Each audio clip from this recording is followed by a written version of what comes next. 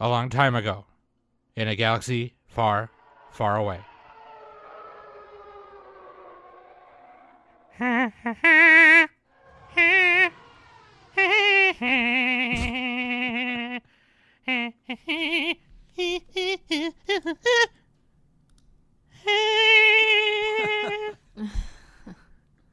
Welcome to the Anime Summit podcast. I am Jedi Master Obi-Sam Kenobi. And then with me is Danny the Hutt. Oh, that was good. You had it. Oh, man. That's actually messed up, yeah. Well, Danny hello the there. I'm Darth. Call me Darth Nick. Darth Nickius. And Darth Nikius. I am the Senate. It's just like, dude, every time you do that, you just do it too well. Yeah. It's just I really got to relish every am word. The Senate. I am the Senate. Oh my god. You got to let them drip off your tongue. The dark side of the Force. Welcome to the dude. dark side.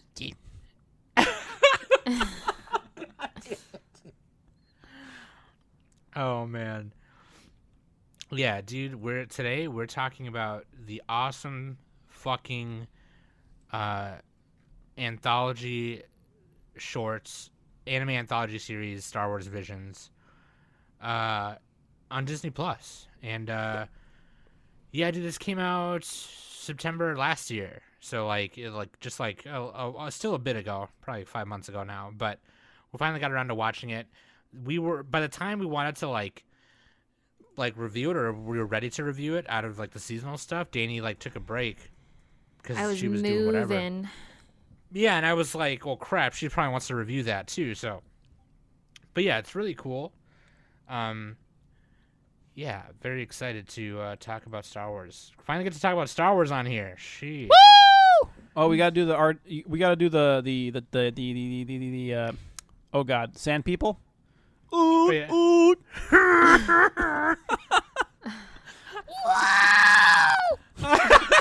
that was actually pretty good. Dude, that was I didn't way do it better loud than enough. I ever did. Yeah.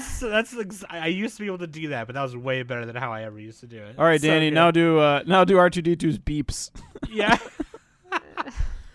Danny, do the Jawas. You gotta be the Jawas. Oh, Teeny! This whole podcast is just gonna be making Star Wars noises the whole time. Now speaking like Jar Jar. Oh, fun fact. Hold on. Jabba. Fun fact. Aaron, what's his name? The guy who played Obi-Wan. Oh, Ewan McGregor. Yeah, Ewan McGregor. He's getting his own show. He when they were doing the lightsaber fights, he would do the vroom, vroom, vroom, vroom. That's because he's anytime like they were fighting and stuff, and the editors had to like literally edit him like making those sounds. Apparently it was really difficult for them. They're like, dude, can you stop? And he's like, Yeah, sorry. he's It's like, it's really no, hard. I'm not gonna stop. Like, this is too much fun. I'm sorry. This is a Star Wars movie. Space. Oh wait, that's Star Trek. The final frontier. That's Star Oh, Trek. we should have came in with that. Fuck. Yeah, no, I'm very excited because like obviously like I've talked about Star Wars like on the newscast, like mentioning, oh yeah, the Jedi Order is coming out, or this game's coming out, or this movie is coming out. But like, no, I'm very excited, and this is the coolest Star Wars thing I've seen in a long time. And because like I mean I know Episode 9 came out recently, like a couple years ago, but that was okay, I guess. But like, and maybe it's just like maybe it's the bias, maybe I'm biased or something because it was anime, but like this was way cooler than Episodes 8 and 9. So like, you know what I mean? I just say that right now. But anyway. Enough talk. Let's just get into it. Who cares, dude? Links.animesummit.net. Click that or type that in the URL. Go there, and that's where you can follow everything. And I got a couple of videos I'm uploading to Anime Summit Extra, so if you're not uploading or subscribed to Anime Summit Extra, go there. And then patreon.com/Anime Summit. Of course, become a patron today. Give a Smokey his wings. He'll fly to your house and marathon all of Clone Wars with you. If you've never seen Clone Wars, you should. It's super sweet. Actually, it's a great show. Dude, actually, it's on Disney Plus. Yeah, you can watch it all on Disney Plus, which is where this came out on. So, yeah, dude, pretty much everything's on Disney Plus. All the Star Wars stuff. Anything Star Wars, yeah. Listener question of the week, Nick. Let's go. You'll find that our question is fully operational. This week's question is from King. Who are your favorite anime siblings? That's a good one. That's a good one. Woo! That's a good one. I'm going to Google it. Yeah, I need my opinion from Google. My voice sounding a little hoarse. What do you guys think? That's a good question. No, I'm trying to think. Like, I really can't think of now. It's like I'm putting on the spot.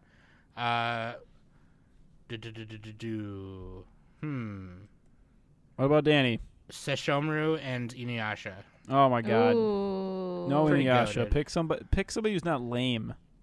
Fuck Damn, you, bro. haterade. What the hell? Get out of here. Okay, Nick is officially canceled, so... I'm picking the Elric brothers. It's You guys can literally- kiss my It's butt. just going to be me and Sam doing the podcast from now on. Oh wait, no, the boy and the girl from Grave of the Fireflies. What the fuck is wrong with Oh. She really likes those candies. you? Why do you always gotta ruin everything? Ay. Okay. Yeah, no, yeah. They're, because, like, you know, they got that brotherly rivalry going on, and... Oh, no way. No. Araragi and his sister. Because he brushes her teeth. God, okay. What know about what you, I'm Danny?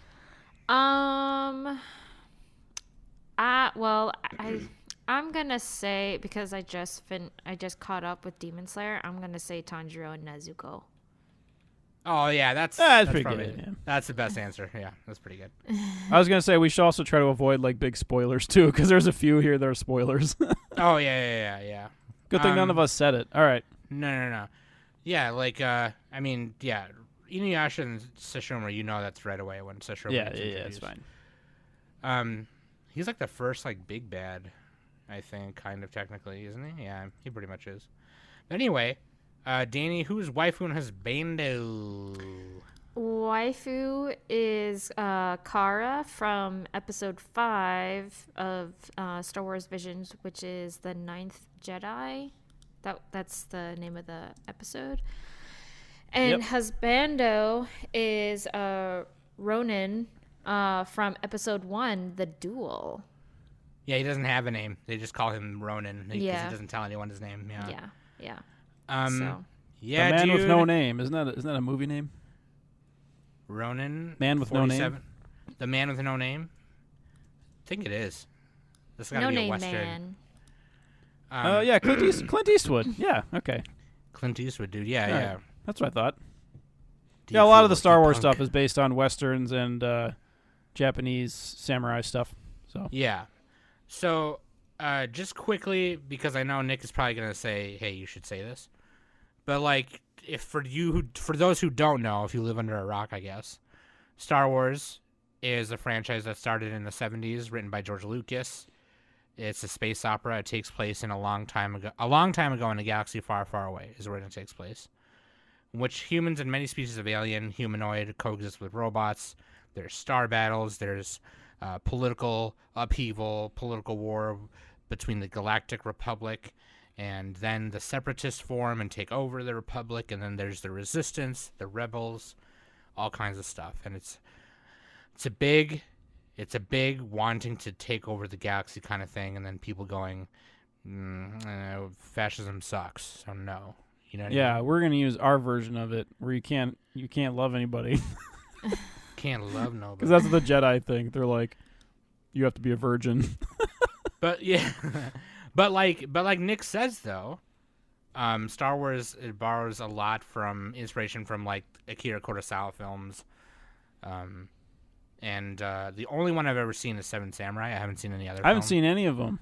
Seven Samurai is really good, and Seven Samurai has inspired a lot of things outside of Star Wars, especially. So that's really Well, cool. I know the original Star Wars was kind of a loose retelling of Hidden Fortress. Yeah, And that's then what I've also heard. it has like, pretty much Akira Kurosawa, like a lot of his movies, like Yojimbo and Throne of Blood and all that stuff, Haven't seen any of them, but you know, you can But tell whenever then- they're paying homage. But there's also like the Western elements, like like Han Solo is very much he fills that Oh, role. yeah, he's yeah. kind of he's the quick draw McGraw. He just is going. He's just a wanderer going through town trying to Han make Solo money. shot first. Trying to live. Yeah, you had to. Yeah, but yeah, dude. I mean, so that's what Star Wars is, right? Pretty much like And- space westerns. Yeah. It has like a loose influence with Dune too, because of the spice and sci-fi. I mean, there's a lot of stuff that came before it. So, and it's the number 5 most highest grossing media franchise Yeah, that makes behind a lot of sense. Pokemon, Hello Kitty, Mickey Mouse, Winnie the Pooh, and then it goes Star Wars. How the hell is Winnie the Pooh that high? What the fuck? Winnie the That fucking is Pooh, insane. dude. What's wrong I with love- Winnie the Pooh? I don't know. I'm just saying it's number 4 above Star Wars. I Shit. love Winnie, dude. I love Winnie the Pooh. I mean, who doesn't like Winnie the Pooh? Yeah, A.A. Milne. I have the complete collection of all the Winnie the Pooh stuff, and I just love it.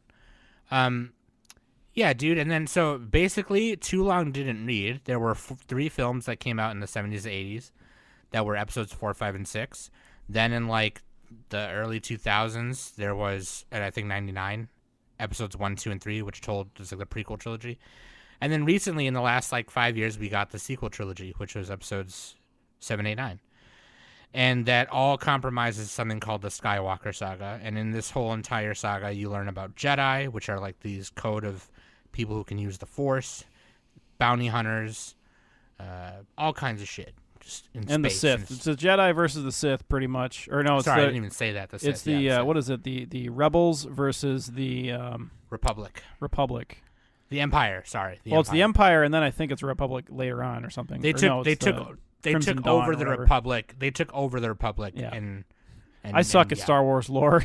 I'm not really qualified.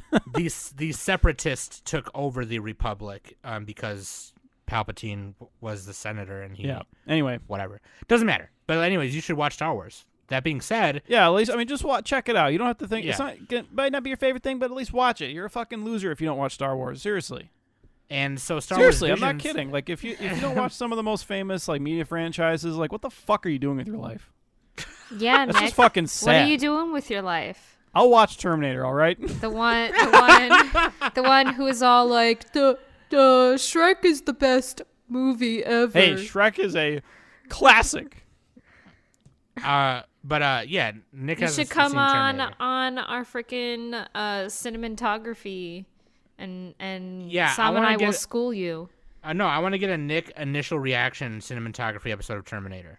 Oh, Yeah. yeah. I'm Yeah. only, Anyway, and planning- my deal was I only had to watch Terminator 2. I don't have to watch 1. No, you should watch one. You should watch the first 2 at Nope, least. the deal me and Jeremy said was Terminator 2. Jeremy fucked up. He should have told you to watch the first 2. Technicality! Hashtag planning on the podcast. Well, Sam and I are making you watch the first one. So now you have to All right, do you it in guys have order. to watch Shrek back to back. Okay, planning on the podcast. Hashtag everyone take a shot. So, anime anthology series, right? We had a few of these before. One of the first ones we ever got was the Animatrix. There was also one way back in the day called Robot Carnival. And Oh, then there yeah, I was, gotta watch that one. The Batman one. Then there's Gotham Knight, which is the Batman one, which has 5 Yeah, that shorts. one's weird. But, they kind of are like these side stories that take place in the universe. They either do or either don't.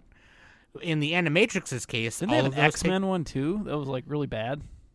No, that's an actual like OVA That was series. like, yeah, that was a. Yeah. There's a An bunch of actual them. show. We're not telling all Yeah. of them, but yeah. But like the most popular ones are Animatrix, Gotham Knights, Robot Carnival, and probably this one now. So some of these shorts do take place within like whether they're canon or not. I guess I don't know. No, none of them are canon. It's just like they got a bunch of anime studios to make whatever they wanted, pretty much. Right, but some With of Star these Wars. like if they were canon, some of them do take place like in like after, before, during the whatever. The first one is an alternate history, and I think the last one is as well. But we can talk about those when we go in them. So let's just start. Let's just get into it. There were 9 shorts. Okay, some of them 15 minutes. Some of them, one of them I think was like 20 or 18 minutes. But it was really easy to watch, about 2.5 hours altogether, a little bit under 2.5 hours. And so we'll take you through each of these and kind of score them at the end, and then we'll ask some questions at the end of what we think about some of these studios and whatever, and then we'll be on our fucking way to becoming proper Jedi. Let's fucking do it, dude. Number 1 is The Duel by Studio Kamikaze Doga. And this was directed by Takunobu Mizuno and written by Takashi Okazaki. Takunobu Mizuno, you might know him. He did Rapid Rouge in the 24th Animator Expo shorts. He hasn't done much at all, actually. This is like the third or fourth thing he's ever directed. He was the CG director for Batman Ninja. Which is cool if you've never seen it. Yeah. Oh, yeah, Batman Ninja. But so this one, The Duel, is in an alternate kind of Star Wars version where like it's very heavily feudal Japan, clearly, which again makes sense, right? Because like Nick mentioned earlier, you know, the Akira Kurosawa films were a big influence, and the Code of the Samurai, the Bushido Code, was a big influence on Jedi. On the path being a Jedi is like being a samurai, so it was kind of cool. But basically, this wanderer goes through this little village, and then a bunch of stormtroopers and what you can imagine to be the Empire comes through and starts, ravaging everything, taking everything, and of course they're backed by a heavily armed Sith Lord, and they have like a modified lightsaber, which like has like adaptive parts to it, and they can use like as a parasol saber thing, or just like a regular lightsaber, and it was fucking cool. That was pretty sweet to watch. And so the Wanderer's like, okay, well, I'm here. I might as well see if I can protect these people from these assholes. And he walks into the middle of the village in the middle of like gunfire between the village guardians and the stormtroopers, just all casual, and they start fighting, and it's like this really cool fucking fight. It's a CG animated one, and it's super. I thought the CG was great. Yeah, it's all black and white. It looks sweet. It's all sorry, I didn't even fucking mention that. Yeah, it's all black and white, and the only parts that are colored are lightsabers and lights and lasers here and there. But Kamikaze Doga, they've done some stuff for. They've helped worked CG for JoJo, and that's Batman kind of the most Ninja. famous one. Yeah. Yeah, and some other stuff. So this one's kind of like Yojimbo, I think. I saw a YouTube video where they mentioned that. Yeah. Yep. This was super cool. It was really sweet. What did you guys think of? What did you guys think of the CG? Like, would you watch CG anime that was like this? Because I totally would. Yeah, it's pretty cool. It's like, I don't know, on a long episode, I might get a little like car sick. Oh, sure, like motion sickness. Yeah. But yeah, I really liked the style of it. I loved how she had like the Frankenstein hair when the Sith lady took off her robe. It looked like Afro Samurai a little bit. It reminded me of that. Oh yeah. That's a good comparison. Yeah. And yeah, like the ruse that the Ronin used to defeat her at the end was fucking sweet. That was in so the waterfall sick. in the shrine. I was like, oh, so sick, bro. I guess we don't want to like super. Do we spoil these? Like maybe don't super spoil them, but yeah. So this one was really cool. That said, yeah, I don't know how. I would say that there's at least a couple other ones, one or two other ones that would be like a more interesting like story pilot than this one. Yeah. This one was just know, like I all feel style like- to me. Well, I feel like the Duel was definitely a good start off with it. Yeah, it's a good opener. Yeah. Yeah, for I mean, sure. it definitely hooked you in. it was a good opener for sure. I really enjoyed it, and personally, I probably would have liked to see a series out of that because the ending I thought was pretty neat because it reveals that like who he was and everything, like Who the Wanderer was a little bit. Yeah. a little bit like Because well, he's like a Sith or like a disaffected well Sith. I didn't want to like They spoiled show it like that, in the but middle okay, of the episode. it's fine. He has a red lightsaber. He's like a. Oh, Well, yeah, I he guess does. that's Yeah, right. he does have a red lightsaber. And It's not a everything. spoiler. But like I thought like the ending part of that, like when the village chief went up to him and was all like, "Thank you," like they even said they said thank you, Jedi. And then as he was taking the crystal from the lightsaber, he like kind of peeked at his pocket. Like he opened his like jacket a little bit, and you can see like a bunch of the red crystals and stuff like that. And I thought that was pretty interesting that like he was kind of like a Sith Slayer, a Sith hunter and stuff. So Yeah, he was like collecting them. I think I would definitely, I mean, almost all of these shorts I would honestly like to see more of. Some of them I probably wouldn't. But Well, we can talk about it at the end when we yeah, go through them. Yeah. So, but This one on I coolness thought factor was. I was really up thought there. that this was a great start and everything, and honestly, I kind of would want to see like some anime like this, like in black and white. I feel like that would be interesting, maybe, or at least like a movie or something. Yeah, Yeah, apparently yeah. black and white is actually more expensive. I don't know if that's true or not, but it is Also, kind that of was- black and white is interesting because like it's kind of good and kind of bad.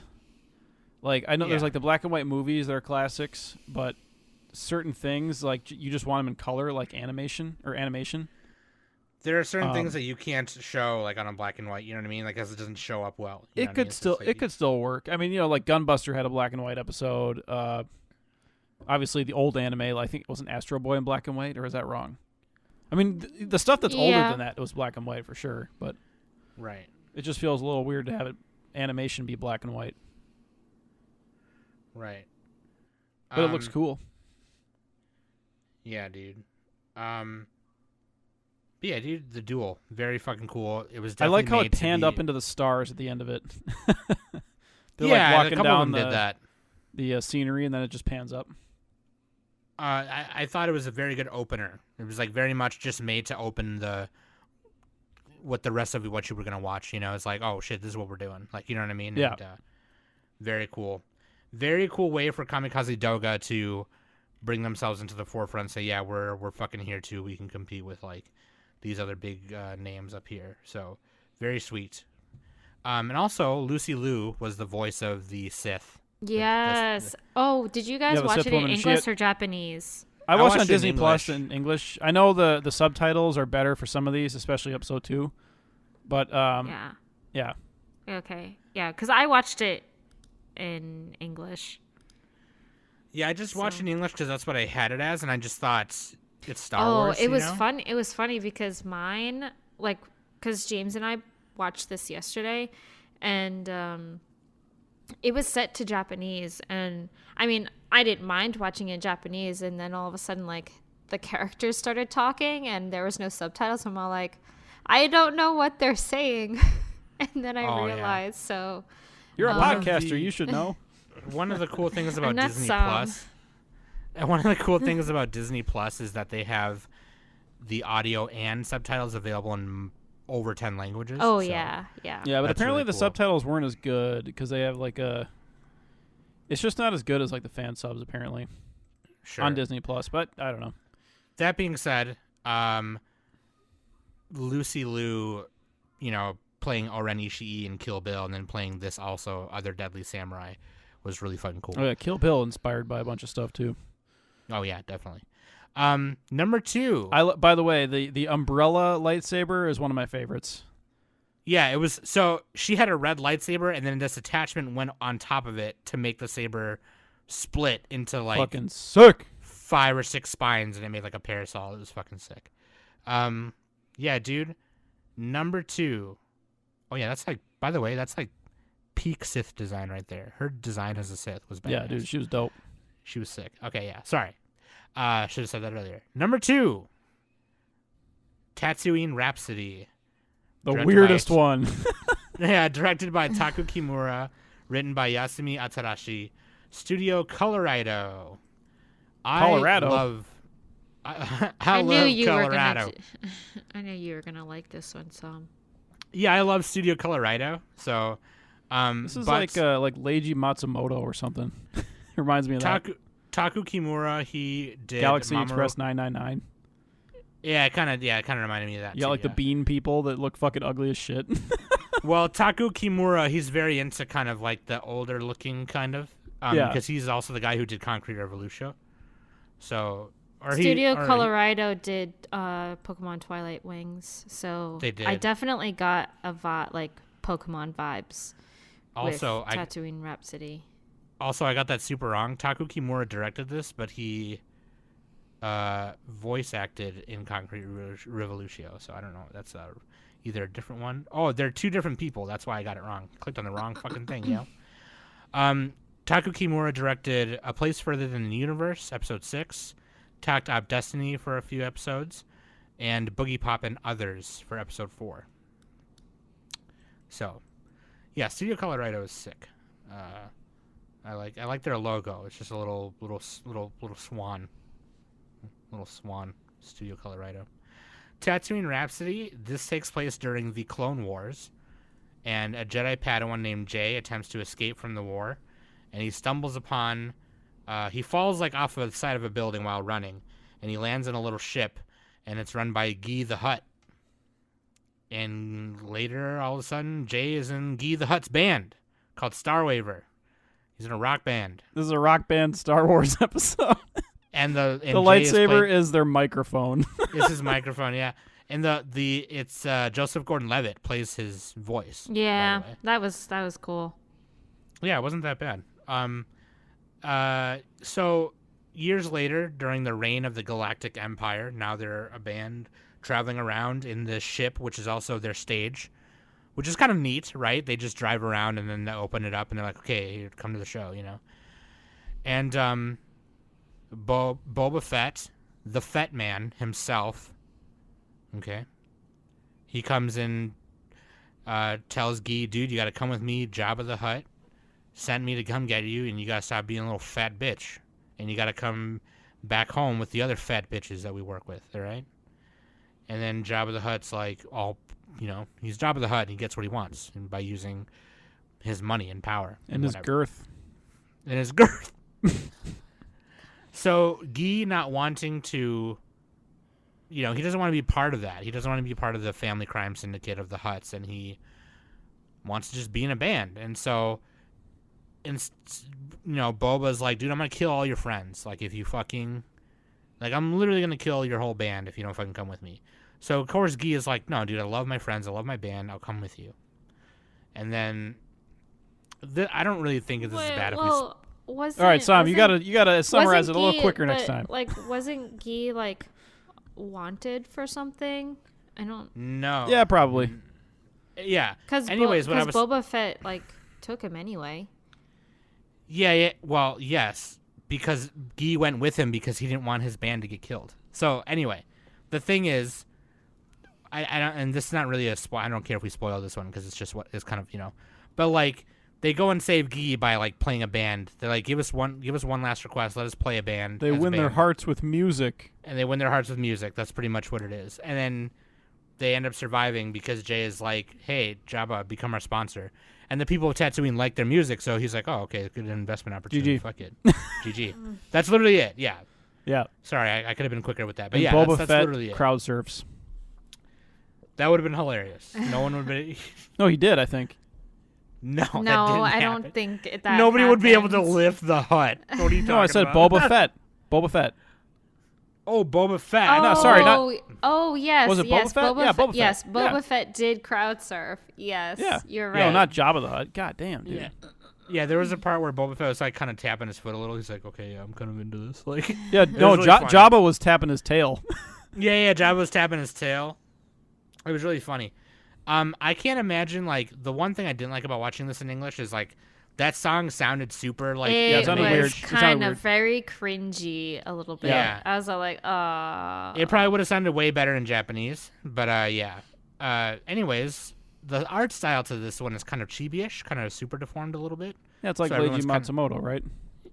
No, not really, no. Yeah, right? He doesn't do his. Didn't he do? Who did Galaxy Express 999? That was Leiji Matsumoto, but that's not super deformed or chibi at all. Yeah, pretty much. No, it's actually not. I No, it's definitely not. got more. Was it Galaxy Express? Yeah, you got the fucking bean people. I got looked more like them. Pokemon out of this episode than anything. And it makes sense because Studio Colorido did Twilight Wings. So, Yeah, kind of bigger head, yeah. smaller body, kind of. Yeah. Yeah. Like Not me like in real Galaxy life. Express, like Nick in real life. Yes. I look like a lollipop. It was kind of cute to see Boba Fett in that form. Honestly. Yeah, he was Baby like, Boba Fett. he was a little cutie. So, like, honestly, I didn't think Boba Fett was too threatening because he was just so adorable. Right, So, yeah, like, yeah. if I saw Boba Fett like that in real life, I would just like if he was here to like take me as because like I was a wanted because he was there, like he took me as a bounty. I would just straight up laugh at him. I'm like, I'm sorry, dude, you're just a chibi You do little. You're the not. Oju-sama You're laugh. just literally. You're literally just not threatening at all to me, dude. So sorry. Danny would do the ara ara laugh. Yeah. This so one anyway, was like the least Star Wars of all the shorts, I would say. But it was also kind of the funniest one, Yeah. just because it was so out there. Definitely one of the shorter ones too. We forgot to rate the duel, score the duel. But anyways, what do we? I mean, What we do we could do score? that. Ted? We could do that now, or do we could do it at the end. We could just like rank them all at the end or something. Oh yeah, fire them all at the end. Yeah, we could do that. We'd be like, here's my list from 9 to 1. we could do that. Yeah. We'll do that instead. just list them out. Don't like describe it. Yeah. Way better. Okay, planning on the podcast. Everyone shut up. Planning on the podcast. All right. Let's go on to number 3 though. Number 3, the twins. Studio Trigger. Hiroyuki Imaishi, the goat. Written by Hiromi Wakabayashi and Studio Trigger. I was a little disappointed with this one. This one is No, I crazy. fucking loved it. Yeah, This one fucking. How dare you, I Danny? don't know. I mean, I liked it, like, but I don't know. I'm a Trigger fan bitch, though. Let's so- summarize it. I feel like I liked The Elder way better. Yeah, than there's this other one. ones with more story. All right, But Sam, anyway. in elevator pitch, what is this one? The twins, basically, this takes place after the Battle of Exegol, which is the last battle in Episode 9, the climactic battle of the sequel saga. And they make this twin, the remnants of the First Order and Sith Eternal, make a twin Star Destroyer powered by 2 Force-sensitive biological made and like laboratory-made twins named Kare and Am. One powers one side, one powers the other. And Kare doesn't want to be a Sith. He doesn't want to do that shit. And he realizes he has a vision with the Force that shows their destruction, and it shows his twin sister Am dying. And so he doesn't want to do that. They're powered by these really huge kyber crystals on each side, and their armors interact with those crystals, and this twin Star Destroyer can like destroy a whole planet, just like the fucking Star Destroyer or Death Star can. So, but yeah, basically, Kare tries to take his kyber crystal and dips it with his droid Arduo, and Am stops him at the top of And they have the a ship. crazy space battle. That's the show. And they have a Okay. huge fucking crazy lightsaber battle, and sick. Yeah. That they're in space and It's That's the Trigger. only how thing. do they They're in not space. die? Because That's the only Danny, thing, he's but it's he's Trigger. I feel like Mary that's Poppins, Princess Leia. I literally that whole part, like when I finally realized that they were in space, I'm all like, that's And they're kinda talking and they can hear that's each other in literally space. what got me. I'm all like, are you serious? Like this is not. No. Well, we're not in the alien universe, so clearly in space people can hear you scream. Yeah, I mean, I knew that Trigger and I knew Imaishi and Wakabayashi were just going to go crazy with it. I mean, the thing about each one of these writers and directors, they love Star Wars. So, like, I'm not sure what direction they were given when they were asked to do it, but I'm sure it was something along the lines of do whatever the fuck you want, and that's what they did. So, Yeah, they're like, I mean, Just go full trigger studio trigger and just Go. Yeah. do the everything. reason why we picked you is so you do your thing. Dude, his sister has 8 lightsabers, 6 lightsabers. She's straight up General Grievous. Yeah, armor, she's dude. like. Fine addition to James- my collection. It was funny because James said that too. Like when she whipped out all those lightsabers, and James goes, "All right, General Grievous." Like, How's she What carrying the all of hell? them? Doesn't she only have 2 arms? No, so her armor had the arms built in the back, and when she put her broken kyber crystal in her chest in the armor, she was able to use them like that. So, plus the 2 she had with their own kyber crystals in them. But, also, Neil Patrick Harris voiced Kari, Kari, and then Alison Brie voiced Am. which was sick. Alison Brie is hot. I have. We try not to sexualize her. I have a crush on her. Allison Brie can Allison my Brie anytime. But yeah, you can tell very much so that this is Trigger. You can tell that they reuse character sheets from Promare. Oh, Yeah, it looks like the guy Kari. from Oh, Promare. yeah. Yeah, and for Leo. I'm rewatching it right now as he's taking the lightsaber and just extending his lightsaber like Goku power pole style and just running it through the Star Destroyer. So sick, dude. It's so dope. Whatever, dude. It's Like, the most ridiculous shit ever. Like this would only Trigger could do this. Like this would never happen in Star Wars. yeah, no. Yeah. I do think it's funny that it happens. They're supposed to happen after the Battle of Exegol, and they don't want to make a new Repub, but like this one guy with a 20-mile lightsaber just is like no. It's Yeah, like- they do the Last Jedi thing and cut the ship in half. Yeah, Go on light speed. I would have killed the last Jedi. But anyway, very fucking cool. I very much like it. They have this Another really all crazy- style, no substance. Yeah, just pretty Trigger. much. They have this really cool just power. Just imagine 2 like godlike Jedis just like going at it in space. Very fucking Yeah. cool. And So, it ends on the any- Tatooine twin sons named the twins. There you go. Any final thoughts on this one, Danny or Nick? A lot of pink and blue. Pink and blue. A lot of red and blue, pink and blue, red and blue, pink and blue. It was fine. The animation and fight in this one was awesome. So yeah. I Yeah, mean, the it was animation like was it was great. kind of like a DBZ fight where they're just kind of like flailing around really fast. Yeah, The choreography wasn't like at the same level as like the Duel. yeah. But so it was sweet. Dude, the lightsaber going through the Star Destroyer was fucking awesome. So Danny, you didn't like it just because it was just ridiculous, or I mean, like, the premise of it was kind of silly to me. Like, again, them magically being able to fight in literal space. Like, the vacuum of space? yeah, It's the like, power. They have the power of friendship. They're siblings. Well, to be fair, also like they're not. I don't think they're superhuman. They're superhuman, right? Because they were biologically made. But like they don't say that, know. so you I don't know. Like if Yeah, I feel like if I would have had a little bit more of an explanation. There's characters in maybe- Star Wars who can breathe in space. If you get like cybernetic implants, you can do it. Oh, that's true. They That's true. you could just assume they had that. Yeah. Well, I'm gonna Like assume Cad that Bane they has that. don't. So Well, like it. I mean, like they said in the beginning, though, like, and they use Sith alchemy to like genetically make these 2. So who knows? They could have just put that in there when they were growing them in the fucking test tubes, But no, I Maybe get they you. just have you know. on invisible spacesuits, Danny. I went in it knowing it was going to be kind of ridiculous because it's I Trigger. mean, so I knew- Imaishi is when- like insane. I mean, Right, when yeah, I yeah. first saw like clips of that in particular and stuff, I knew it was kind of gonna be like Promare and everything like that. So, because it's honestly almost like a cut and paste, especially for the design and everything like that. Especially for Leo, like they literally just took Leo's face and slapped it on a Star Wars episode.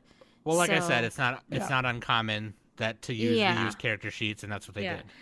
That one was definitely very like I knew that was Trigger. Like I didn't even have to like I had my phone with me and looking at the studios like on who did them and everything like that. I was kind of like following along. But the minute that the twins came up, I instantly knew like, okay, that's Trigger. Like Yeah. Yeah. I mean, that's So- Imayushi's art style and everything. Yeah. So, I mean, All right. I But, liked move the on. other. I liked the other Trigger one way better. yeah, which is coming up. Is it the next one? No, it's never No, mind. it's later a on. couple from this one. The number 4, The Village Bride, This one was directed by Hitoshi really Haga, good too. written by Takahito Onishi and Hitoshi Haga, by Kinema Citrus. Kinema Citrus, dude, they've done Tokyo Magnitude 8.0, Review Starlights, Rising of Shield Hero, Show by Rock, Hardfight Vanguard Overdress, Made in Abyss, The Golden City of the Scorching Sun, which is coming out soon. Very excited for that. Hitoshi Haga, I don't know what they've done. I think this is like one of their first things they have ever directed as well. But that being said, I really liked this one too. they've worked on a lot of OVAs that I used to love as a kid. So that's all you got to know. Yeah, It this looked one like he was worked sweet. on just Kinema Citrus stuff. He did like animation, episode directing stuff. So, Okay. ooh, So animation director on Monster. this is The a few animation years in after. Perfect Blue. So this is a couple years after the execution of Order 66, the Great Jedi Purge. A fallen Jedi named F is drawn to a remote planet by an explorer named Valko, and Valko explains that bandit raiders that have reprogrammed old separatist droids are holding a village hostage, and he's kind of showing her around and saying, "Yeah, dude, these two are gonna get married, and then once they get married, they're gonna go with the raiders." In order to keep the village safe, and obviously that's fucking wrong, right? That sucks. That's not how it should be. So there's turmoil within the village. Like obviously, they're letting the bride and her husband take the fall, sacrifice their freedom for their safety, but everyone is obviously pissed because it sucks. So then, F realizes how precious life is, and decides, no, I'm a Jedi. You're a bunch of bitches, and it's very cool. She had a yellow probably- lightsaber too. It's one of my favorites. Yeah, I like the ones with the stories. This one and a few others. The first few had more style than story. This one is more of like this could be like a pilot. Like I'd watch this was- show, you know. This was definitely the first one where you were like, it had something to it, and it was like, oh shit. Yeah. Yeah, very much so. This one almost Yeah. this one could have been non-Star Wars. It almost felt like it wasn't until the end. Right. No, that's true. That's true. But that's kind of what makes it interesting because it's not just like the same Jedi Sith thing that you see over and over again. It's more of like the tertiary characters. Right. Which of And course the there was like Force usage and there's lightsabers in all of these, but yeah.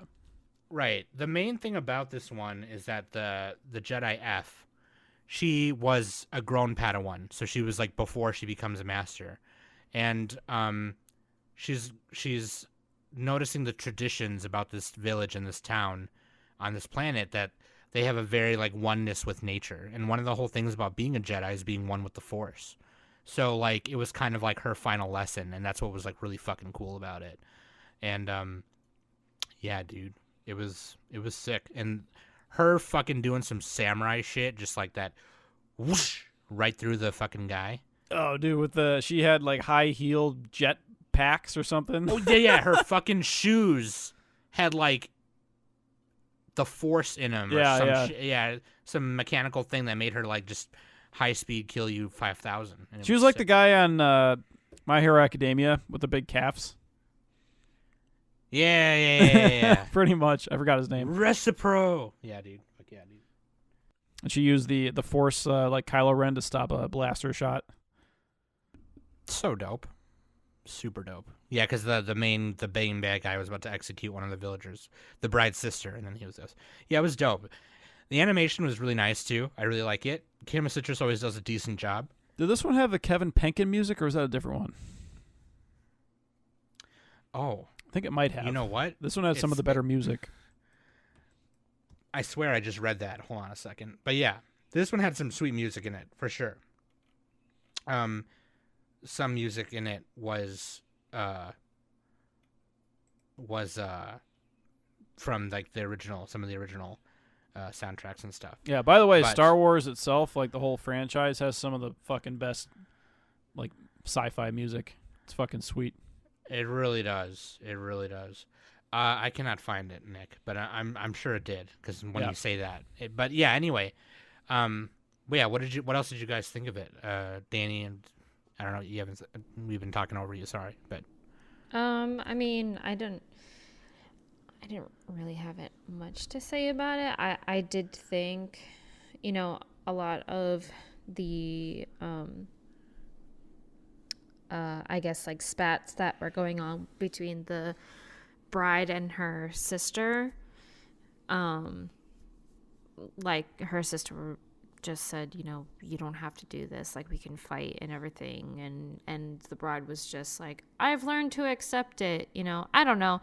I enjoyed the art style of it, but I feel like I was a little sleepy when I was watching it because it definitely calmed you down after all the hype that you got from Trigger. So I felt like it was good medium kind of episode to like calm you down from the previous episode.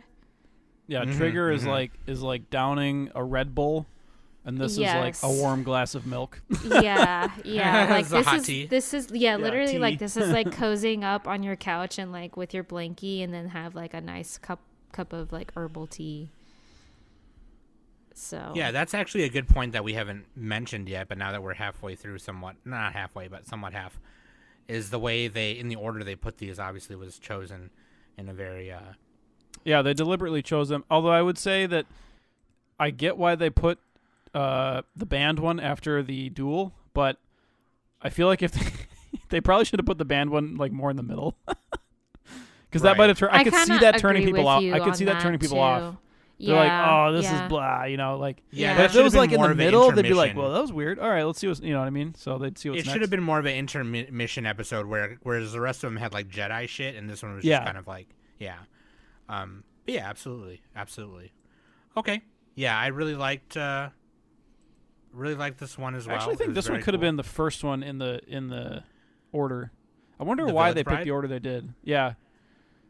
Yeah, I feel like the Village Bride, or I mean, pretty much almost any of the other ones, and then just put that before the duel, and then you can still have the band one after the duel. Just reorder it, and then like it would flow. It'd be a little better, but yeah, I kind of feel like they tried to bookend it with like really Japanese feudal kind of. No, I get that. Yeah, things. That makes sense. But yeah, no, I get you. I get what you mean. They could put like the Elder as the first one, and then what? I don't know, maybe the Village. And then, I wouldn't want the Elder as the first episode. That'd be kind of cool. That would work. Nah.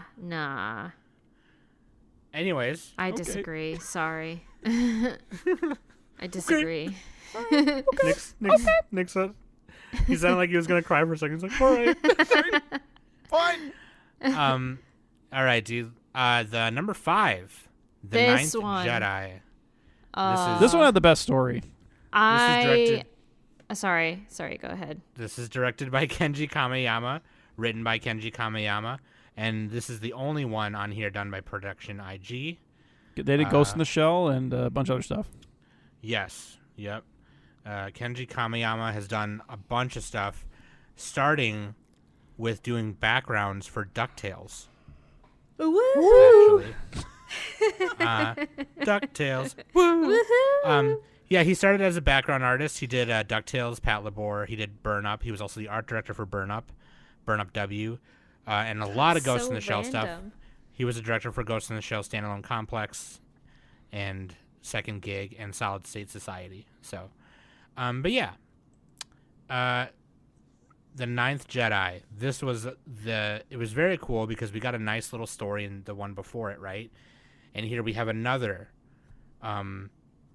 little story centering more around Jedi after the fall of the Jedi Order. I want a series out of this one. So this one, I'd really watch quick. this. I want more. Yeah, really quick. We gotta be like Kylo Ren. More! More!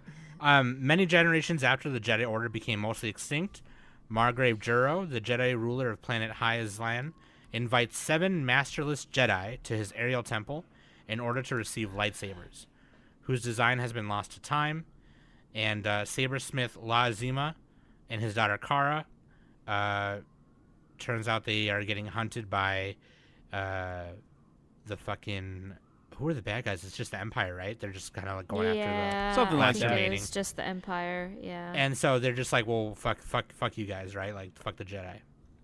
And so they kind of explain the lore of a lightsaber here. Yeah, with the kyber crystals and everything. Yeah. So, which originally it was not like that until Disney bought it and changed it a little bit. Where before you would go and find that crystal because you were drawn to it and was already that color. And in this case, yeah. And in this case, the kyber crystal is just powerful by itself. Right. And when you put it in the lightsaber and you wield it or turn it on, it comes out clear. It'll give you that. Well, it'll give you the color that. It almost looks like the dark saber. Yeah, when it's clear, it almost kind of looks like the dark saber a little bit. Yeah, and then it'll give you the color, the appropriate color once it realizes the force within you. Which is what Danny was about to say before I cut her off. But yeah, like so. Basically, this guy, he makes like 7 lightsabers, and he's going to give them to all these Jedi. And then his daughter runs away with him because he gets attacked by the Empire. And she goes up to the temple, and they give them all to the Jedi that arrive there. And it turns out that six of them are Sith, and they were there to stop lightsaber production from this guy and kill the Jedi and whatever. So it turned out to be this really cool, like, multi-lightsaber, multi-Jedi battle thing in a temple where there was a speeder huge kyber chase. crystal. There was a speeder chase. Oh, that part was cool. I was so glad. I was so happy we got a speeder chase through a forest. Like, there's little Easter eggs like that, like little callbacks. Yeah. Yeah, like little callbacks to the original movies, and that was one of them, and it was super cool. But yeah, what did you guys think of this one? A lot of voice actors in this one. There was a lot of parts in this one. Yeah, this one was good. It felt like fully fleshed out. Like they had a whole, they had a whole pilot episode. It was like, okay, we're gonna go somewhere from here. We got these character introductions. There's motivations. You know, it's just I liked Cara, the girl. Like she was what like Rey probably should have been. You know, in the sequel trilogy. She was badass. Maybe. Because like Rey was a little bit of a Mary Sue. Let's be honest, she was too strong. She was like Kirito from Sword Art Online. She's like too good. She's a beater. Yeah, and I guess Cara kind of is too, to be fair. But she's an anime girl, so that's better, you know. Anyway, yeah, Cara like had hops, dude. She was like flipping around. I feel like she was definitely a very talented. Soon to be Jedi. Even though like she even said it when she picked up one of the lightsabers from when her dad was finished making them, and she like put it on and it didn't really, like, it was kind of like just visible, like it was colorless. Clear. It didn't have a color. And she wielded it really, really awesome. And she even said it herself. She's like, I guess I don't have the force enough within me and everything like that. But she knew how to fight. So I think that was like the best part about it. It was like when she decided to she just knew right away. She's like, something here is wrong. Like this doesn't feel right. And then she starts fighting, and the one guy, Ethan, who's the only other Jedi who wasn't a Sith. Ethan, what a name. Yeah, I thought that was how weird. basic. Yeah, his name is Ethan. Everyone's name is Cara, Margrave Juro, and then Ethan. Yeah, that's La Zima, that's Obi-Wan Kenobi, that's Boba Fett, and that's Steve. But like, and it's like, oh, what's your droid's name? Jose. But like, yeah, no, like it was cool because like she just went in. She didn't think about it, right? And the whole thing about being a Jedi is like people think it's about being good and fighting the bad guys and whatever. It's not. It's finding balance and doing what's right, even if it means breaking the Jedi rule a little bit. And she didn't think about it. She just said, "You're a Sith. You're here to do some fucked up shit. I'm gonna kill you. I'm gonna take you to the ground." And she started fighting. And then while she was crossing swords with somebody, hers like turned green, and it was like a really sick moment, and it was like, oh. But yeah, dude, very cool, very sick. That was a sick one, and like Nick said, and Danny said earlier, it was very fleshed out. I would love to see a series of this. I'll talk about when we rank them at the end. I'll mention that more. But I like how yeah. they kind of reversed the introduction of the. It's like the villain shows up, but it's actually the ally. It's the Jedi. He shows up in like a mech robot and he looks all evil. But then he has a green lightsaber and you're like, oh, he's on our side. He was in the saber the whole time. Yeah. Yeah. Or the saber, but the robot the whole time. Yeah. Yeah, if I played watch like over. Knights of the Old Republic and like read all the Star Wars expanded universe stuff, like I'd know a lot more. But I got to get in on that stuff. Like there's so many books they wrote back in the day. There's and, a like, lot. KOTOR is just like super, one of the better video games. It is really cool. It's very fun. But yeah, Danny, like I'd get more out of it if I knew that. Because like during KOTOR, there was like tons of Jedi and tons of Sith. There's like thousands of them. Because it takes place like. Whereas way back in then. the original trilogy, there's hardly any. Yeah. Yep. Danny, any last thoughts on the Ninth Jedi? I thought it was really cool that one of the Sith people kind of turned. He had a change of heart, and that's right. And his lightsaber turned purple, and James. Oh yeah, and like Mace Windu. Well, James and I were going through the meanings of the different colored lightsabers. And, I mean, originally, the purple lightsaber literally had absolutely no meaning because Sam L. Jackson wanted his lightsaber to be purple because purple was his favorite color. And Lucas was all like, fuck it, you're Sam Jackson. Okay. Yeah. What am I going to say? Yeah. But like, the expanded universe, like the authors, they gave the color more meaning. And this article says that purple lightsaber represented moral ambiguity and uncertainty and reconstruction, which kind of makes sense with that, Sith person due to like him changing it because due to the fact that purple is a combination of red and blue. Yeah. So, I just realized something. If you are watching Book of Boba Fett / Mandalorian, I bet one of the characters might have a purple lightsaber. I'm not gonna say who, but that's my guess. All right. Yeah, they said they have like who else? Not only is Mace Windu the most famous owner to have a purple lightsaber, but there's another person. There is another. So, I like in the Family Guy parody, it's like there's another. It's like who? It's like your twin sister. It's like, wait, who's my sister? Who's the other and only damn girl in the whole galaxy? But yeah, dude. Okay, yeah. This one was That's awesome. very sick. This one's awesome. You gotta move on. Number 6. This is probably one of my favorite ones. This is the first Science Saru one we get. Oh yeah, they did And Ping it's Pong called- Animation, Devilman Crybaby, and a bunch It's of called stuff. TOB1, and it's directed this by one Abel. was cute. It's directed by Abel Gongora and written by Yuichiro Kido. And Abel Gongora, she's from Spain. He's from Spain, and he helped do a lot of European stuff like Wakfu and Ankama, and then he got a job at Science Art, and then he did stuff on Ping Pong, he did some stuff on Night is Short, Walk On Girl, some other stuff. So this one you can tell is very heavily inspired by Astro Boy, because Yeah, it looks literally like Astro Boy. TOB1 is named that, the droid is named that because his real name is Toby, and Astro Boy's real name is Tobio Tenma, and then Professor Mitaka looks like Dr. Tenma, his father, creator. So they live on this remote kind of deserted planet where Professor Mitaka is trying to bring life back, as in like grow plants and make it rain, bring nature back to this like desert like planet. And Toby wants to be a Jedi. He's like, well, the outside world is scary and you're safe here. We're going to bring life back here so you can live here. Okay. Don't be talking about that Jedi nonsense.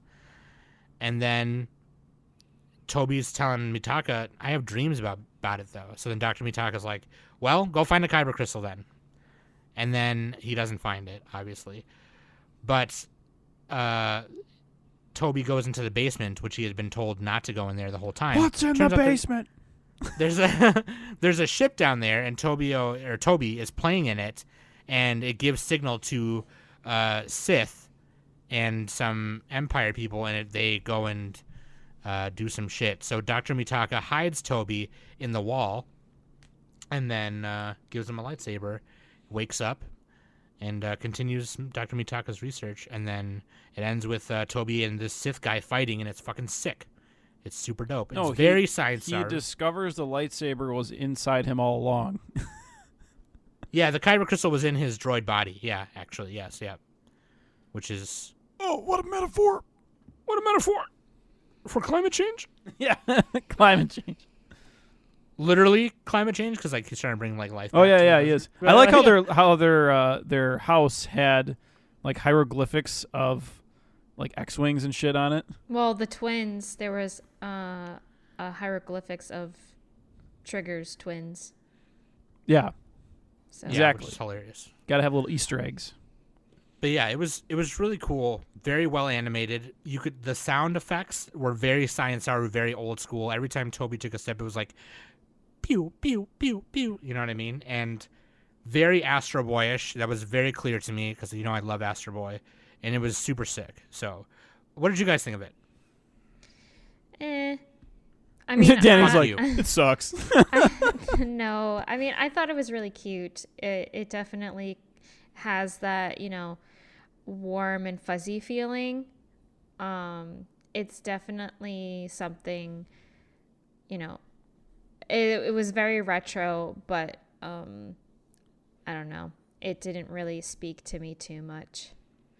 Yeah, this is a very sci-fi type of plot. If You really if wouldn't know it was Star Wars until like later Yeah. on. Yeah. Yeah. If you've seen, like if you're an old school anime fan like Sam, and you like Astro Boy type stuff, then you'll like this one a lot more probably. Whereas if you don't have experience with that, you're like, oh, this is kind of weird.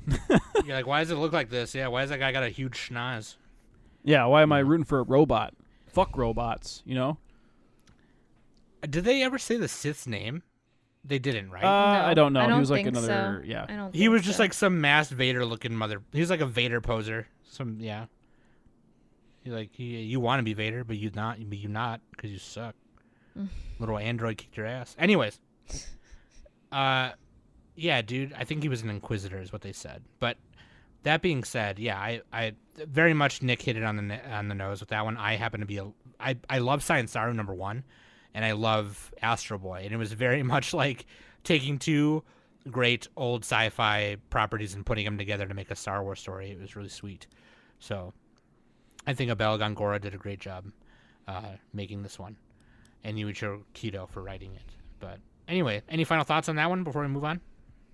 No. I just really like the metaphor, He gets the Force Ghost, the old man Force Ghost comes and knights him a Jedi, and he's like, he accepts everything, and then he gets stronger because of that. Right. Yeah, super cool. And then he fuses with one of the droids to make like a jetpack and like go at the Sith guy. Yeah. It was sick. It was cool. It was cool, but like, it was a little too non-traditional to be my favorite. And I'm not like the biggest Astro Boy fan. I get why it's important, but it's just something about like rooting for a robot to me is just a little bit weird. Wow, racist. I'm basic, You're just a robotist. It's fine. Cyborg, Guess we have a part robotist.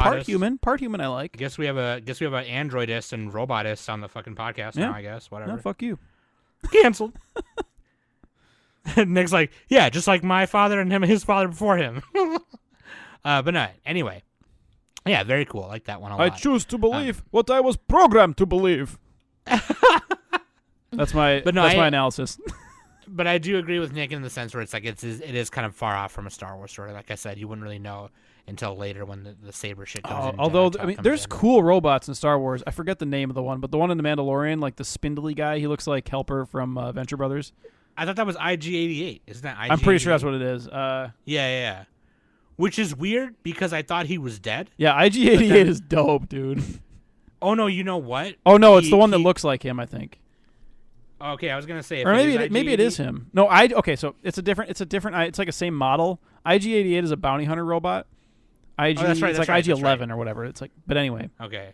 I was going to say if it was IG-88, that would still make sense because IG-88 technically died in the expanded universe now. So by Dash Rendar. Yeah, not in so. Japan expanded universe. What do you think of that? But no, but yeah, IG-11, that makes more sense. Shout out to Dash Rendar, the homie Dash Rendar. Number 7, The Elder, directed by Masahiko Otsuka, written by Matsuhito Otsuka, and this is the second Studio Trigger one that we get. This one was fucking cool, This dude. one, Holy I feel like shit. was the best one. Really? Yeah. Okay, so centuries after the death of Darth Bane, if you guys don't know who Darth Bane is, just Google it. Look he's him one up. of the most he's one of the most powerful Sith who ever existed. And the initial extinction of the Sith, Tajin and his Padawan Dan are sent to explore the outer rim of the Tajin senses a disturbance in the Force. They land on an isolated planet, and they go to this village, and the village people are like, yeah, this old guy came and was fucking crazy, and he ran off in his ship into the mountains, and he's been up there ever since just killing livestock. What the fuck do we do? And then, yeah, it turns out that this old crazy guy is some, like, old school Sith who you don't really know. It's a mystery. You don't really know if he's defected from the Sith or still a Sith. All you know is that he craves, like, to have a worthy Jedi opponent, and that's who he's waiting for. And so Tajin and Padawan go and find him in the mountains, and yeah, they have themselves a little bit of a duel. It was sick. This one was sick. David Harbour played Tajin, and James Hong, my man James Hong, played the Elder. Yeah. So See? sick, dude. See? I don't know That's these why names. this one is awesome. James Hong, okay, listen. James Hong is the, like, go-to actor for Asian people in movies. He played Cassandra's dad in Wayne's World 2. All right. Yeah. He's got to be like 90 years old by now. He is. Yes. He's actually 92. Oh, really? I was guessing. Yeah. Yes. He's 92. But yes. So what did you guys think of this one? This one was definitely my favorite out of almost all of them. I just think that this style, I think Trigger should do more of, instead of, the Kill la Kill Promare looking like. You can't art give Imaishi too much freedom. Yeah. You really can't. A little bit goes a long way. So, yeah, this was, it definitely, Taijin and Dan kind of reminded me of, shit. Qui-Gon and Obi-Wan? Yes, thank you. Yeah, he had the little, oh my God, little thank you. braid. Qui-Gon Jinn is, in my opinion, one of the greatest Jedi's ever lived. Yes. Next to Yoda. Actually, he was one of the strongest, apparently. He was, because he didn't care about the rules of the Jedi. He cared about balance, and that's what's important. He broke Jedi rules to achieve oneness with the Force, and that's why he was one of the first people to become a Force ghost. Yeah. Anyway, Plus, dude, if you take his daughter, he will come after you. Oh, God. I don't have any money. Anyway, so yeah, no, I'm with you, Danny, because Studio Trigger showing their range here, which is very nice. I think Otsuka did a great job. Like, they're capable of doing anime. The twins in Kill la Kill and shit are anime. No, Kill la Kill is not anime. Kill la Kill is crap. All right, More like crap Y'all la is a crap. bunch- Am I right, Danny? y'all's a bunch of bitches. Don't hop on that one, Danny. I will slap you. But no, I agree with you. I really like the tone and color. I really like the art Yeah. style as well. The art style was like that more kind of adultish look that we've seen in a lot of older anime films. Yeah, it's like, much more traditional. It looked a little bit like Dorohedoro, kind of. Yeah. The facial kind of look, the facial looks of the characters kind of reminded me of Pat Labor, reminded me of Jinro a little bit. Very nice. I thought the design of the Elder was very cool. Oh, he was this crazy. He looked scary, like legit. Yeah, he had cat eyes. Like legit, like he's the boogeyman under your bed. That's the face you see. It was sick. He fought half the time with his eyes, more than half the time with his eyes closed. That's And how he old was a people dual drive in real life. he was a dual he was a dual wielding Sith, and he just was like, we're the opponent. It was fucking crazy, dude. It was. Oh I liked so the sick. metaphor of oh shoot, I forgot the name. It's like what is born on 4 legs, or no, it's 4 legs in the morning, 2 legs in the afternoon, and then like 3 legs in the evening or whatever. I saw this on a YouTube video. Basically, it's like, okay, humans, you crawl as a baby, 4 legs, and then you're on 2 legs in your peak form, and then when you're old, you have a cane. And like this one is kind of like the old man. He gets bested by the guy in his prime, and the guy in his prime is talking to his Padawan, and he's saying, "Soon I'll be the old man. You're going to be in the prime." You know what I mean? So it's like the cycle of the Force, kind of. Because they're discussing it at the end. He's like, so who was he? He's like, well, I don't know. He could have been a Sith. He could have been a Sith, or he could have been a Sith defector. All he cared about was just like fighting bitches. If he was in his prime, he probably would have killed me. Like, legit. Because he even said that during the battle. He was like, oh, I wish you would have came much sooner when I was much stronger. Ha ha ha. And it was James Hong doing his thing. Doing his thing. Cool. Yeah. But yeah. Any final thoughts on this one? This was a more like traditional, like samurai themed.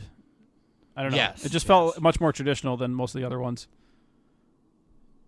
And I liked, aside from the first one. It. Yeah. I mean, it was kind of like, what was the grand narrative to it? It's hard to say. It's just kind of like very isolated. This almost feels like it would have taken place in the middle of a show rather than at the beginning.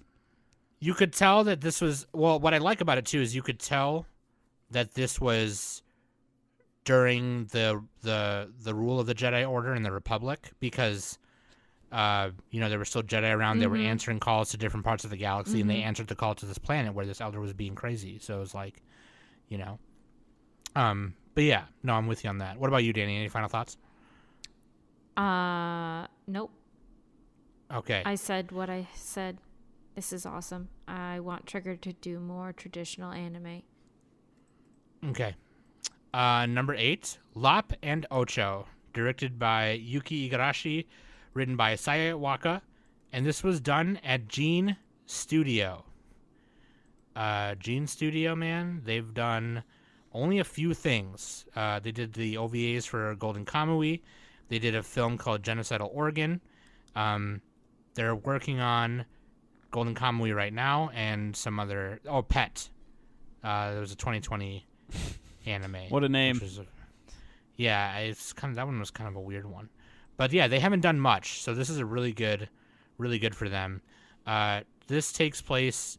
I don't know when. It doesn't say. But like, during the reign of the Empire, a rabbit-like alien slave named Lop escapes her captors on the planet Tau and is discovered by the planet's clan leader, Yasaburo, and his daughter Ocho, the latter of whom convinces the former to adopt Lop as his daughter. And then 7 years later, the Empire has occupied their planet and is exploiting it for its natural resources. And so Yasaburo is like, no, fuck the Empire. You guys are going to drive us to hell and extinction and turn my city into a war zone, and I don't want that. And Ocho wants to cooperate with the Empire, saying, I'm the next head of the family. We're doing it. The Empire knows what's up. They got a lot of money and resources. Fuck you. And Lop is like caught in between. She's just like their adoptive family member and is like, I'm a bunny girl. I don't know what you guys are talking about. Y'all is a bunch of bitches. This one was Psalms 10 out of 10. Yes, it was. A rabbit-faced Johnson. She's a cute rabbit-faced Apparently, Johnson. there is a rabbit-faced Johnson in Star Wars, and George Lucas hated it. So he's like, no, I get to make character, like, I have to okay all characters from now on. And then he made Jar Jar, so, yeah. Anyway. Then he made Jar Jar, and then, like, yeah, apparently that was, like, okay. But, like, yeah, this one was the longest one. This one is, like, 18 minutes. No, wasn't the 9th one 20 minutes? Anyway, it was about the same length. Oh, no, you're right. You're right. The 9th one was probably the longest one. Yeah, you're right. But that being said, I like this one because this is kind of like, what would you do for power? What would you do to stay on top? Would you betray your own people? You know what I mean? Yes. And here you have Ocho, her, Yasaburo's blood daughter, fighting with them at the end, and Lop saying, no, this is not okay. The Empire sucks. And this just kind of goes to show you that Like a lot of people say blood is thicker than water, but the actual saying is the blood is thicker in the covenant than the water of the womb, which means, fuck your biological family. They don't know shit about fuck. You know what I mean? You know what's thicker than all that? Me. Nick, you know what you need to do randomly when you're wearing pants? You just need to scratch your shin and be like, man, my dick itches. Oh my god. No, dude. Yeah. Other than that, like the animation I think was really good. I really loved it. I loved the design of Lop. I love Ocho's outfit in the when it's 7 years later and it shows her in her like royal garb, And then I love her Empire outfit. When she's in her Empire outfit, I'm like, damn. Yeah, she looks like her admiral or whatever. Yeah, she looks sick. It was like the white one, Yeah, because that's like that denotes their ranking or something. Yeah, yep. And it was super dope. She also But bit what'd you guys her think? thumb and like made eyeshadow out of her blood. Like, imagine being that badass, dude. I Yeah. mean, I would be complaining. I'd be like, God, my thumb is bleeding. Like, that'd be me. Ow, guys, Ow, stop, guys. Nick is in the middle of a lightsaber battle and he cuts his thumb on his lightsaber handle. He's like, oh, stop. Wait, time out. No, I'd like stub my toe and be like, God. Nick will be the time worst lightsaber warrior ever. Nick has only mastered, like, Form 3. I'd get a which is Charlie just, like, horse. Oh, God, stop, time out. Can you Anyway. be a little lighter with your swings? Have a bad Fucking- back. A Sith uses lightning on him, and he's like, okay, that's dangerous. You could short this whole entire area, and we won't be able No, to dude, see. let me put my cell phone down first, okay? Yeah, like, God, you like, charge it? I'm not trying to. Well, no, I'm not trying to fucking like explode my battery. God, this is a Google Pixel 10, okay? Like, come on. Like, I don't have a warranty. I gotta pay monthly. No, I just paid it off. That's the meme. Oh. Yeah. My contract's not even up yet, dude. Stop. Anyway, that was fucking funny. Anyway, so like, yeah, I would like, be the shittiest warrior. Yeah. Other than that, what did you guys? So, Nick, what did you think? I'm watching it Of Lop again and right now Ocho. at 2x speed, and it's pretty sweet. Literally, as we've been going through the episode, I've been watching everything at 2x speed. That's actually pretty good, dude. Podcasting on like while reviewing the thing while watching it. Again, Yeah, dude, that's pretty good. legit. 2x speed. That's pretty This is the good. Yeah. best See? All right, Nick solves podcasting. No, dude, like, yeah, and by the end of it, it turns out that Yasabaro's family comes from a line of Jedi, and Lop gets handed the family sword. Yeah. And the family sword is actually a lightsaber, which is I'll sick. take S-word for 400. Yeah, dude. I'll take the penis, might you? But yeah, fucking Lop, dude. Lop should have been our waifu. Fuck you, dude. Yeah, who's the waifu? I don't even remember anymore, frankly. Kara from the Ninth Jedi. Okay, you know what? Never mind. That's pretty good, yeah. Kara, F, or Lop should have been best girl. But yeah, Kara. Wait, which one is which? Who's the bunny girl? Lop. Lop? Who's the other one?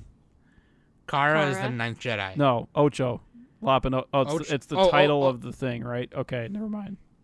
Oh, Lop and... Sorry, we ruined the joke. Okay, anyway. So, No, Nick, it what else wasn't a did you- joke. I was figuring it out. Oh, yeah. Last night on Discord, I was like, dude, the Ninth Jedi is sick. And Nick goes, which one's that one? I'm like, it says it right at the beginning of the thing. He's like, I don't know names. I'm like, it says it right before you click on the episode. Can you Like when you're describe it? picking. I was like, when you're picking the episode on Disney Plus, like on the menu, it says the name. He's like, I don't know names. And he did the Arthur fist. But yeah, so Nick, what else did you think about this one? Sorry, we were like fucking. I'm liking this game one stranded. more. It's growing on me. Well, it's probably one of my favorites. I'm like such a basic bitch. I like the basic stories the most. You know, Yeah, I'm kind of with Danny. Like, fuck Trigger. You know, fuck him. Haterade, I'm just kidding. Haterade. It's like Trigger and the Duel had like the highest highs, but then also they were just a little too weird. Sure. You know, I'm a conservative media consumer. Okay, I want things Sure. to go back to tradition, and all progress must be annihilated. Back to reality. Oh, there goes gravity. All progress like- must be annihilated. I'm like half kidding about that. Actually, I kind of do like basic stuff a lot, but anyway, Nick just wants everything to go back to the dark Everything side has to be of the perfect, you know? Force. postmodernism is bullshit. So what about other than that? I mean, what did you like this one more than others, or Yeah, I liked So it more far- than most of the other ones. I have Okay. to figure out where I want to rank it at the end, but sure? Any final thoughts on this one? Either of you two or no? Lop has a power coder thingy from Dragon Ball. A scouter, Yeah, a scouter, and it has a carrot on it. super cute. oh, because she's a bunny. I also thought that the meaning behind Lop's adoptive father giving her the family lightsaber, as you know, you don't have to be blood to be family. Exactly. So, Yep. yeah. So, Sam, Nick, you're my family. Hell yeah, dude. Nick is like my cousin twice removed, and you're like that one cousin that like when we meet at the reunion we sneak off with 2 full plates of food and like And we just You know, talk like- bullshit about our family. talk bullshit and light a fatty real Yeah. quick. Yeah. And then Nick just like waltzes over. What are you guys doing? Yeah, I got like snot coming down. You guys got any games on your phone? Yeah. Nick will just like sit next to us and be like, "Do you guys play Clash of Clans?" My favorite card is the Golden Knight. He can Okay, dash. let's move on to the All right. last one. Lop and This Ocho. This one's called Akakiri. I don't remember this this one, was- even though it's the most recent one I watched. This one's is like directed cool by music. this one's directed by Yin Young Choi, and this was written by Yuichiro Kido, who also had written TOB1. This is also by Science Saru. So How many of those did they have? Um, I think they had 2, right? They had they had this two- one and the Toby one. yeah. Prior to the initial extinction of the Sith, a Jedi named Tsubaki, who has been suffering from visions of unidentified individual dying in front of him, reunites with his old love Misa, a princess who has been overthrown by her dark side wielding Aunt Masago. She looks like an alien, by the way. Yeah, with the aid of guides Senchu and Kamahachi, Tsubaki and Misa make their way to the royal palace, and Masago captures Tsubaki's friends and overpowers him, then attempts to convince him to join her as her apprentice. So yeah, some Jedi push and pull here, kind of questioning your place in the Force. Yun Young Choi is a South Korean studio executive. Oh, shit. And, I already like him. She is the president and CEO of Science Saru right now. Nice. Her, sorry. after- Did I say him? Her. Her, yeah. She co-founded with Masaki. Dude, South also, of Koreans course. are just like better than us, man.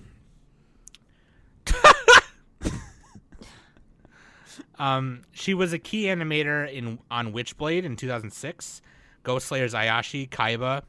Oh, you got to watch Cash- Kaiba, Sam. We got to do a show trade, and you're watching Kaiba. Okay, deal. Tatami Galaxy. Danny, you got to watch that at 2 times speed as No. punishment. She was a key animator and a director for episode 10 in Tatami Galaxy, and she also was a producer and animation producer for Devilman Crybaby. So, there you go. She most recently did some stuff for. She was a producer for the Heike Monogatari as well. So, very cool. This one was okay. I don't think I would have ended. This it on one was a one. little boring. This was to weird. It was a little. me. And I think also because it was longer, so we were kind of like, "Oh shit, this You one's should have longer," put like this one and the band. No, this one wasn't that long. It was only 13 minutes. But this one and the band one in the middle. But like maybe not right next to each other. The previous one was longer. This one was shorter. Yeah, but yeah. This No, one I- didn't yeah, I'm feel with that you. much like Star Wars. Yeah, it felt more of just like a normal kind of like warrior family betrayal kind of story, and they just put like Jedi shit in it. Oh my god! I just Kind of like- remembered in the Duel, there's an R2D2 with a straw hat. Yeah. Fuck.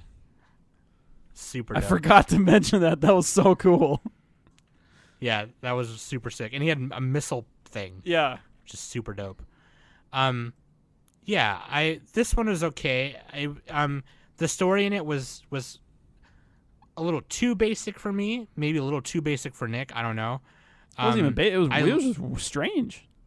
Yeah, it was kind of, and like this is Saiyan Saru again showing their range, which is really sick. I thought because this is kind of one of their more weirder art styles and animations that they do. Whereas with like, with like Azakin and the Toby one, right? It's kind of like they have odes, like homages to like older styles, and in Ping Pong in this one is like a very different kind of style in animation and art. So, but I loved it. I still loved the art style and the way it was animated and the way everything was shaded was very nice and very cool. It's just the story was just kind of like whatever, a little boring in the middle for me. And yeah, I kind of do wish, like Nick said, that this one was in the middle. But what do you guys think? I'm not gonna lie. When this one was playing, I was kind of falling asleep because I was getting really, really tired at the end. Yeah, I So actually was getting sleepy I last night, wasn't so I really watched like the paying last. Yeah, well, attention maybe you to should have this one planned too ahead. much. What are you talking about? Star Wars isn't for weaklings, Danny.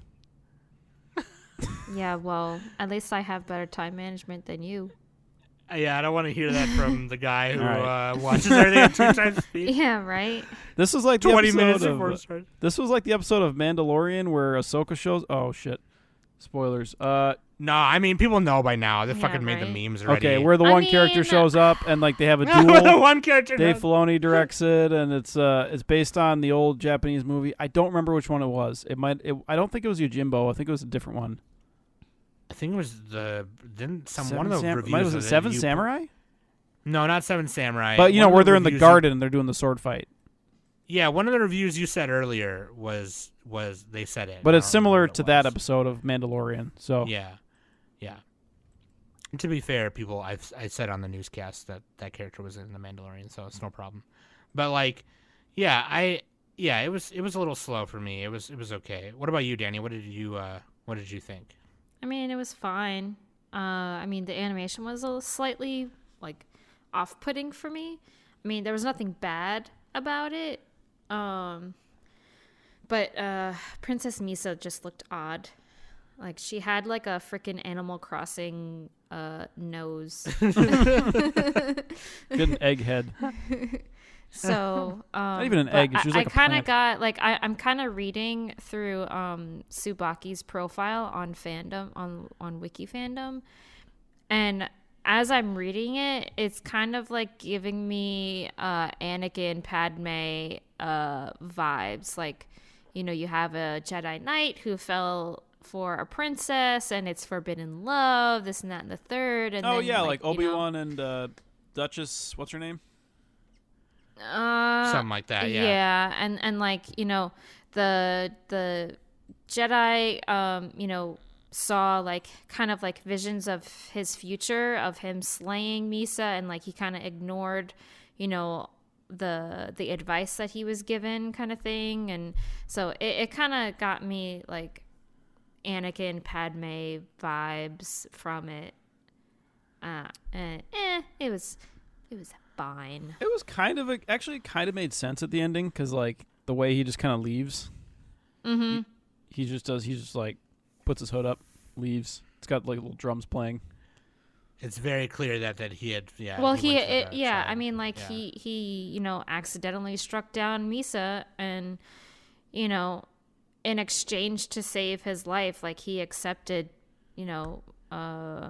Masago's offer to become her apprentice. So, and then she used the force healing to heal Misa. And Yeah. Misa was all like, "You're really going?" And he's all like, "Put the hood on," and then leaves. Yeah.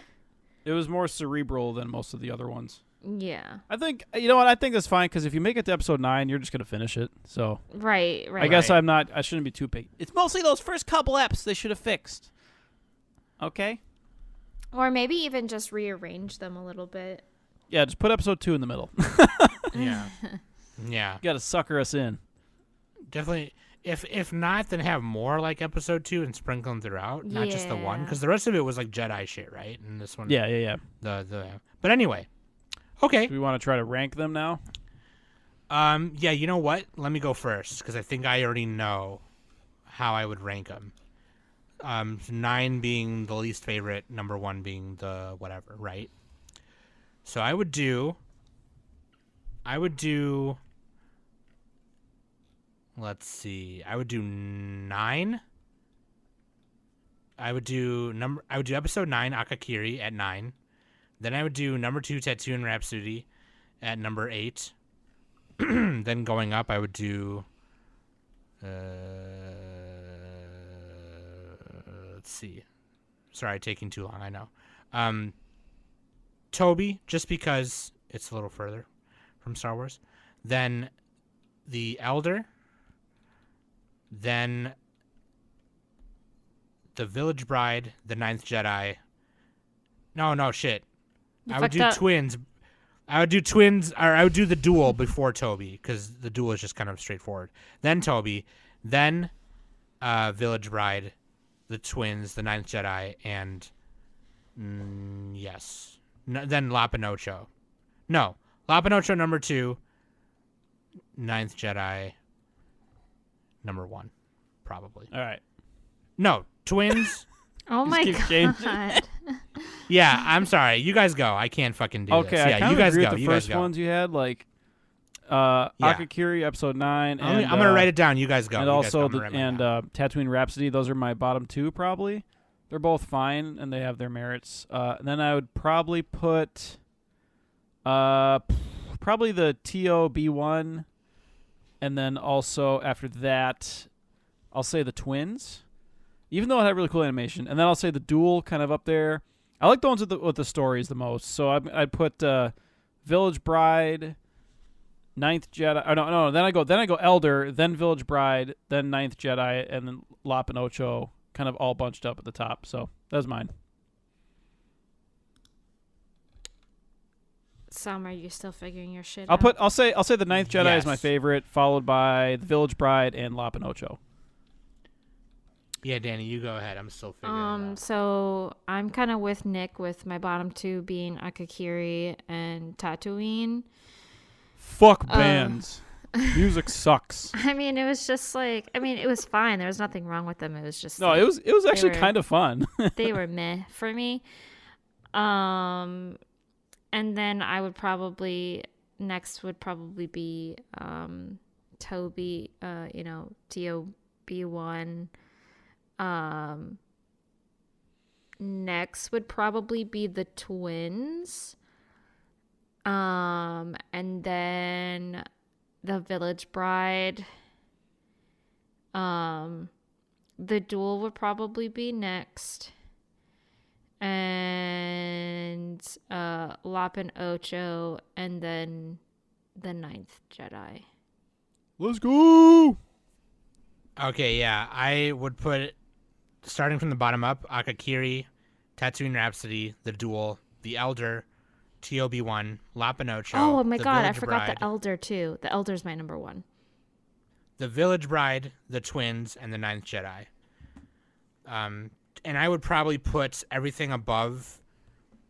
I would put the Elder, everything I said after the Elder, I would put like in the tops, right? Because like the ones I enjoyed the least were probably Akakiri, Tatooine Rhapsody, and I didn't enjoy the Duel. I enjoyed the Duel a lot. It's just that it was just really straightforward and kind of the opener. I mean, you know? it was just like your Yeah. typical opener, and like I Yeah. feel like Felt that like was a- a good opener. Yeah. So It just felt like Yeah. an action. Like it felt like I was watching Sakagoboru. yeah. My top And- 3 are definitely the Elder, Ninth Jedi, and Lop and Ocho. Those are my top 3. And the reason I have the Twins that high is because I love Imaishi. So I'm I biased. like him in Yeah. small bursts. That's what she I said. love it all the time. Yeah. Lop and Ocho I probably would put above the Village Bride, replace those two because Bunnyface Johnson. But yeah, dude. Other than that, I think Star Wars Visions is really cool. There was a couple reviews that I watched, thanks to Nick supplying them to us. They kind of said it was just okay and whatever. Yeah, I mean, I that's disagree fair. with all of, which is like that's a fair 'Cause assessment. it's all just a except bunch of also you pilots. right? Yeah, and that's a fair assessment. Except also you suck. Yeah, except So- fuck you. But that being said, what is one of these that you guys think? Oh, okay. You know what? And then the reason I asked this is because there's a YouTube channel called Star Wars Theory, great channel. Oh, the guy with that the butt chin. Nick posted a video and he kind of said, he's like, I'm not sure if this is true or not. I'm just guessing, but it kind of seemed like if Star Wars were to make an anime, they're kind of doing like a test run with all these studios. Yeah, like a Little Witch Academia style or Death Billiards. Yeah, which I don't think they're necessarily doing. I think this is just supposed to be a straight up anthology. You know, They whatever. might as well, But, though. like, That's another market they could hit. But yeah, they could absolutely. I mean, they love Star Wars over there, and this is not the first time Star Wars has been produced in Japan. There's tons of manga out there right now that are done in manga. There's a bunch of manga stories that are Star Wars. So, but that being said, my question is this: what is one of these studios and/or stories that you would love to see an anime of? Any of my top 3 or 4, I would say. Yeah. For sure. The Ninth Jedi, The Elder, and probably Lop and Ocho. I would love to see The Village Bride would be cool too. I mean, I think I would like more of a movie for The Village Bride over a TV that's fine. series. Yeah, or a short OVA thing, like mini series. But like Lop and Ocho, I mean, it ended at a good continuation for their story. Because open-ended, Ocho kind of leaves with the Empire, and that leaves Lop, it's with her dad on the planet. So it makes you wonder, are the siblings going to maybe fight again later on?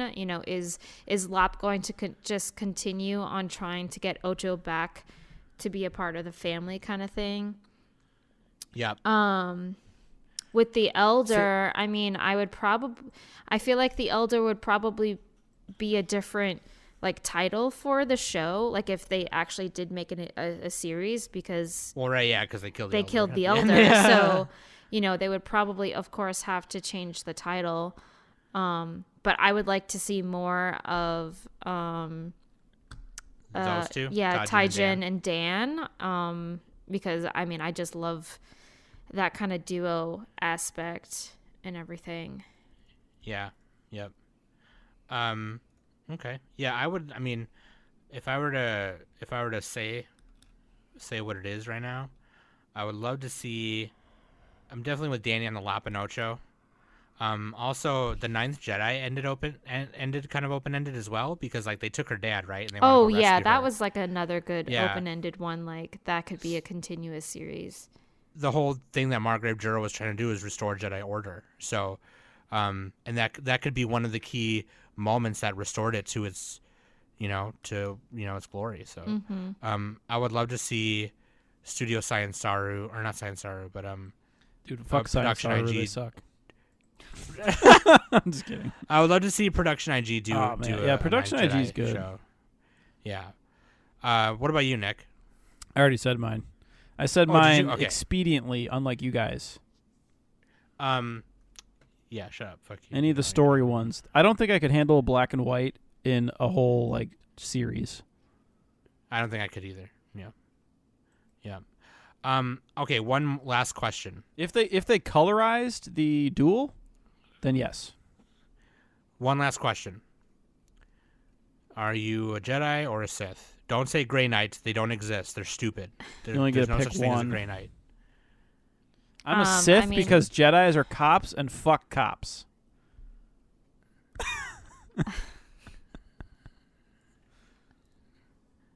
What about you, Danny?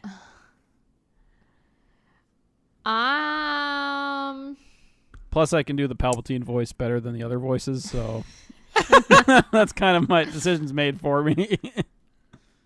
I'm gonna say I'm more like I'm gonna take a curve here. I'm more like Ahsoka, after she gets her white lightsabers, because Ahsoka's the only true Grey Knight in my opinion. And you said no Grey Knights. Well, I did say that. So you got to pick one, Danny. If you have to pick one.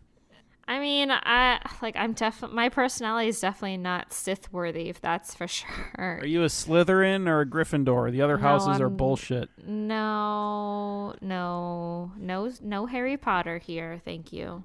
Harry Potter. No, Potter. I Potter. would for sure be a Jedi. That's. So you're a virgin. All right, got it. I am far from a virgin. You know, Thank Siths. you very much. Siths are stickmen. They get around. Okay. I think you're the one who's so the virgin here. I am definitely more of a Sith. I think the Jedi Code is bullcrap. It's very dismissive of like your feelings, and your feelings are part of the Force. So the Sith Code is, through passion I gain strength, through strength I gain power, with power I gain victory, and my chains are freed, and I am part of the Force. Yeah. Yeah. In So- real life, I'm probably more like a Jedi because I got nothing. So, I got nothing. I got nothing. but I want to be a Sith. Oh man! All right, let us know some of your favorite shorts from Visions. What did you think of it? And let us know if you're a Jedi or a Sith or a Grey Knight. Chances are, if you are a Jedi, I'll come to your planet. I'll fucking kill you. Big deal. So BFD. I'll let you live just if name. you give me money. Yeah. Otherwise, I'll let you live if you join the dark side. Dark side, yeah. But yeah, dude, I love Visions. I think it's great. I think it's a great addition to Star Wars, and I think we all kind of enjoyed it somewhat, give or take a few things. But yeah, that being said, Well, we had a short hour 45-minute episode this week.